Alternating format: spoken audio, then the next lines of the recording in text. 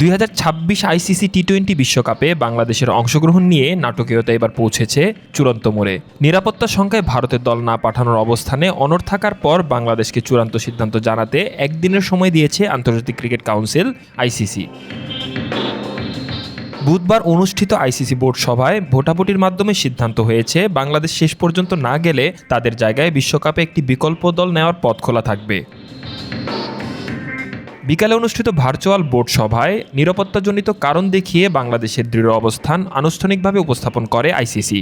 একই সঙ্গে তুলে ধরা হয় পাকিস্তান ক্রিকেট বোর্ডের সমর্থনের বিষয়টিও। তবে আইসিসির এই অ্যাপেক্স বডিতে সিদ্ধান্ত নেওয়ার ক্ষেত্রে কোনো একক কর্তৃত্ব নেই। বোর্ড সদস্যদের মতামতের ভিত্তিতেই ভোট হয়, আর সেই ভোটেই বিকল্প দল রাখার সিদ্ধান্তে পৌঁছায় আইসিসি। ভার্চুয়াল এই সভায় বাংলাদেশ ক্রিকেট বোর্ডের পক্ষে উপস্থিত ছিলেন বিসিবি সভাপতি আমিনুল ইসলাম বুলবুল।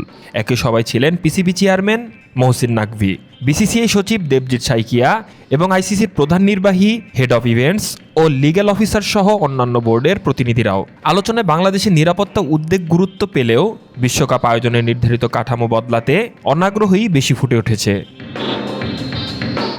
সবশেষ বিসিবিকে জানানো হয়েছে বাংলাদেশ সরকারের সঙ্গে আলোচনা করে একদিনের মধ্যে চূড়ান্ত সিদ্ধান্ত জানাতে হবে। এই একদিনে নির্ধারিত হবে টি-20 বিশ্বকাপে লাল সবুজ মাঠে নামবে কিনা, নাকি বিশ্বমঞ্চে বাংলাদেশের জায়গা অন্য কারো হাতে তুলে দেবে আইসিসি।